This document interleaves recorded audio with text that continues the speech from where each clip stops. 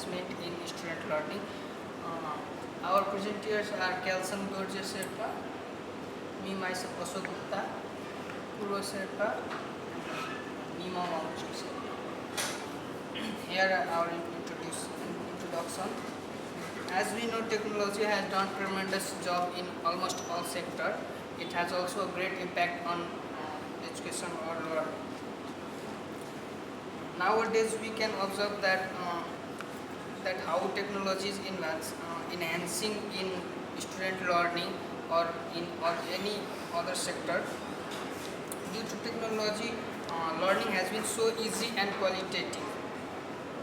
Learning in almost all education institutions, technology is on its top because nowadays almost all people or students who prefer most technological gadgets like laptop, computer, mobile, which help them to make easy to learn anything from web or internet or online. The methodology we have used here is online e-library, online journals, articles, thesis paper, as well as statistical data, which will be further explained. Literature expert have suggested that technology enhance learning by providing students with the following opportunity, such as drilling and practicing with increasingly difficult content, accessing a wide variety of information and gaining knowledge from many sources, visualizing difficult to understand concepts, interacting with data, engaging in hands-on learning and receiving feedback. Now,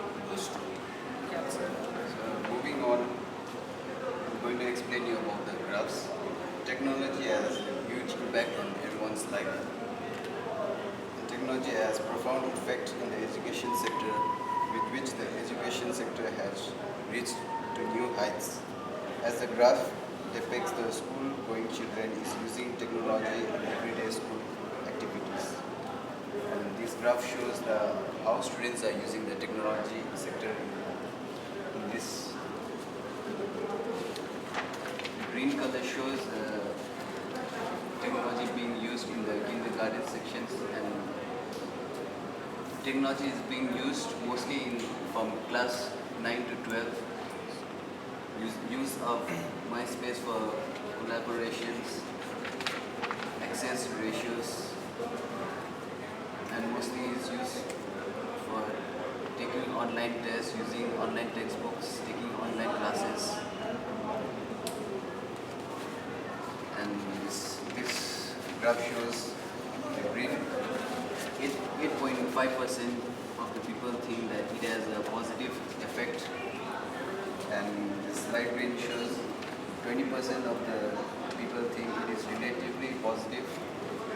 It has relatively positive effect, and developed the literacy rate is around 70 to 90%. So I'm gonna start with this. In the Jamaica, you can see there is no institution which uses the computer-assisted instruction in primary sector, primary education, but in the secondary education they use all the computer-assisted instruction. And these are some of the graphs. And I'm going to move on to the advantage and disadvantage of using the advancement, impact of technology on student learning. In the advantage, we can say that anyone can use it anywhere. Like we can, for example, take the e-library from our college. We can use it anywhere, anytime. We can use it anywhere, anytime, and we can use it with any portable device we have, we are in experience with.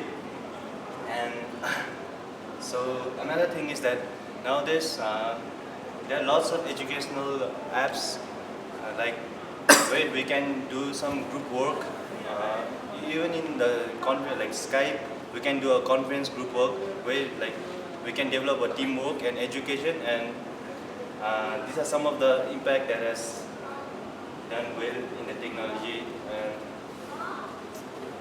Then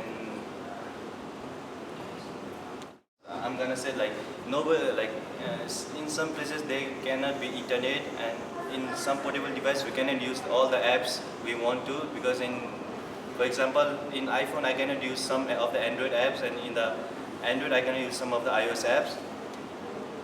And in the cons I can say, like, everybody cannot afford the technology, the latest technology. And that's it. So, moving on to the findings of this literature review, we can basically say that from the different theorists and from the different authors, most of the research that they have done shows us that technology has truly positive effect more than the negative ones. But the thing is that even though a lot of researchers, they say that using technology improves the students' learning capabilities, they are more motivated when they learn through technology. There are some cons as well, and the thing is, the tests and the research is done are standardized. And because different students have different capabilities and they have different skills, a single test for everyone cannot provide the same result and cannot show us that this particular technology has an even effect and a positive effect on all of them. So this chart that you are seeing over here is from the ECAR, Study of Underground Students for Information Technology Report as of 2012. I'm sorry the chart is not so clear, but this shows that in 2012, 66% of the students who were ready to enroll in colleges were ready to use technology as a part of the learning process. And out of the 100%, 75% of them really believe that technology is important and really does help them study better. And in that content, we can also see that out of them, 85% believe that laptop is the most important thing that they need to learn. And out of them, the lowest is the e-reader. To read books and everything, they feel that e-readers are a bit less important than other devices. And because they think that laptops are the most important, around 86% own a laptop and only 62% own a smartphone. And the thing that they do most is, from the 66% of them, access courses or websites, or the course syllabus and websites from their mobile devices. We can also say that in 2008, this chart shows us, of 2008, this tells us that out of the total students, in 2008 only 15% students took online courses to study. Well, in 2012, the number increased to around 31%. So that shows that there has been a drastic increase in the number of students that take online courses, because they are now aware, the modern generation are now aware of the advancements in technology and how they can improve on it. Besides this also shows that out of 5 students that we surveyed, 3 believe that students feel the need for online communication. Rather than just class lectures, they feel that they need to communicate online as well to study better. And 2 out of 5 students communicate with their professors through social medias, which is now one of the major technology advancements that we have in education. So these are the views of the students, and this is of the professors that use technology in their education. 91% of them feel that technology is really helpful, and out of those, 80% implement the use of technology in teaching their students. 81%, the students, they make use of technology because 81% of them have printers, because they need to print a lot of things that they need. 60% of them have Wi-Fi devices, 80% have laptop, and 55% have smartphones, and 8% have tablets. So as to explaining how students make use of technology, we can see that there's a lot of software usage in teaching. Around 76% of teachers and students use word processors to explain their findings. 66% use email, 47% use presentation softwares, 45% use library websites, and 25% use e-textbooks. So this just goes to show us that how much students are using technology these days. We can also say that 98% of them own a device because it has become an integral part of our daily life, and 38% check a digital device every 10 minutes to be up to date. 59% believe that lectures without technology are becoming unengageable. That means that more than half of them think that to give a nice lecture, they need to make use of technology. And we can see that in 2011, 6.1 million students took online courses. That was 31% of the entire US students. And since then, it has had a 10% growth annually. and 65% believe that online education is critical for future success as well. So what I'm trying to say is, the lecture contents have moved online, and instructors should be able to rethink classroom experience. That means that they need to introduce new models with making use of technology rather than just traditional uses of lectures. And as I said, the critical thinking part of this thing is the tests are really not the final. We cannot conclude if technology is really positive through just the research alone. Because as I said earlier, the standard test, then you cannot just say that because he uses word processors, he can type faster. Because his typing skills may be different and mine may be different. Using one particular software or technology cannot have the same effect for everyone. So in conclusion, we can say that additional research is needed to clarify whether the technology provides students with the most benefits. Technology programs appear to have a positive impact on students. They really do appear to have a positive impact. But on students' motivation, engagement, self-directed learning, and peer collaboration, studies have also linked the introduction of technology to increase attendance rates. That means introduction of technology has also increased the attendance rates of students in classes. And fewer disciplinary referrals. Most studies have concluded that the use of technology has a positive impact on students' writing skills, but findings have been inconsistent regarding technology's impact on reading, language, math, and science performance. Technology is used, right? Like teachers can be anywhere and the students can be anywhere. That distance does not matter, and the time does not matter. From anywhere, anytime you can communicate with the teachers. Those aren't they the advantage of the technology? Yes, they are. We have mentioned because in your conclusion that you did not find all those things, that article is not found. You say that those advantages is not seen as important, right? So, what's your take on that? It is important because, as you said, regardless of the time and the area, teachers can communicate. And I have also mentioned that through email and other different websites, teachers and students do tend to What are the advantages if you say that? So time management, time is efficient time management, right? And then geographic distance does not matter. You are learning the UK course in Nepal, right? So these are the other advantages that one of the advantages. So you could have mentioned all those things, and you could do this survey in British College itself, right? So what is the in your literature review? What do you find that? What are the advantages in other countries, other geographic places have found that in their research? Compare and contrast between the research findings in maybe UK, maybe US, maybe India, maybe Nepal. What are the advantages of using the technology in learning, students learning? Did you find those in literature? You have not mentioned anything about those in the literature, right? In your literature review, what did you actually do? What did you cover in your literature review? What are the kind of, can you give me some names of the article, journal articles? We have taken some research from QLIC 2003, where he reviewed 27 students to determine the effect of technology. Which country was that? I took it from the, No, but which country are you talking about? this is About US. Why we focus on US? I mean, what makes you say that by teaching through technology, US is the number one in the world? No, so we have not stated such a thing. We just say that in general, technology has made advances all over the world, and teaching has improved all over the world, not just in the United States. So the facts that you are showing is from which country? Or where is the sample that you have drawn from? Those What is the sample? results and discussions, you see that.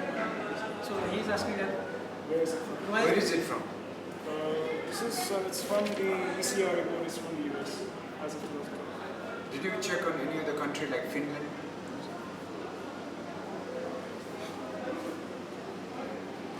So those, if all the data in the figure is from secondary research. They didn't do anything in British College or any other colleges. It could be simply based research. If you have just mentioned about the British College, Yeah. this distance learning, right? It's a technology we are using here. It's blackboards, email, urban, everything is there. we have all the lab facilities. Authors say technologically confused, but we have converse theories from different authors. For example, Kulik says technology has a good effect on writing, maths, reading, and science. But another author says that because the standardized tests are done, we cannot really come to a final conclusion. More holistic, critically you should have analyzed this. It's a very interesting thing because you have to look at it from another dimension also. Because technology, I think, is also causing problems because students are not being able to write and express properly because they are using technology too long. They are so into typing that they are forgotten writing. Maybe you bring in things like that. Most importantly, when you discuss a topic like student learning, technology's advancement in student learning and so on, you should not forget the other elements like the teachers and the parent. This is a triangular, you should look at in that dimension, how each of these parties are affected by student learning. Maybe students are very good with using the gadgets, maybe teachers are not, maybe parents are not. You should also look at that point. Anyway, it's a good try. I'm just not really impressed with your APA referencing because you have to use UWA Harvard referencing in that. And your overall outlook is very wordy and the words are very, very small. You can see if you see the work of your friends, you can actually basically read even from this distance. But it's just that, although you have provided the information there, too minute for our eyes to see. We have done a lot of big tests, but we want to have more information, so It's not about more information, it's about scope. If you take a small narrow scope and you discuss this critically, that's fine. We don't want you to cover everything, but your delimitation you must mention in the beginning. We are just delimiting our topic to this particular topic. That's it. It's a good attempt actually. Attempt, and its title is Impacts of Technology's Advancement on Status of Student Learning, actually. Not actually student learning itself, status of student learning. Describe on status of student learning. How learning takes place, we said that engagement, innovation, there are two factors we said actually, so it should be beyond these two factors. But in terms of status of student learning, somehow it's more those two. Thank you. What were your aims and objectives at the beginning, and how did it link to your conclusion? our aims were basically to show the different positive aspects and the negative aspects, and what the true effect is, not just based on the authors, but after critically having a good thought on this, presenting our view on what we find is the Its true positive impact is more than its negative one. Whether the impact is more positive or negative. That was your aims and objectives. Just that when you said positive, that substantiation is not there. Why did you come to the conclusion of positive? So your references should be listed on based on this particular article. You can say that there is this much positive. Well, all of this was in these personality sessions. But my one question is, where is Sanjay Agarwal? I think he's Where is Sanjay Agarwal? he's sick, so he's sick. He's sick? So he But he didn't give any information to the college. provided some of the literature. We took literature reviews from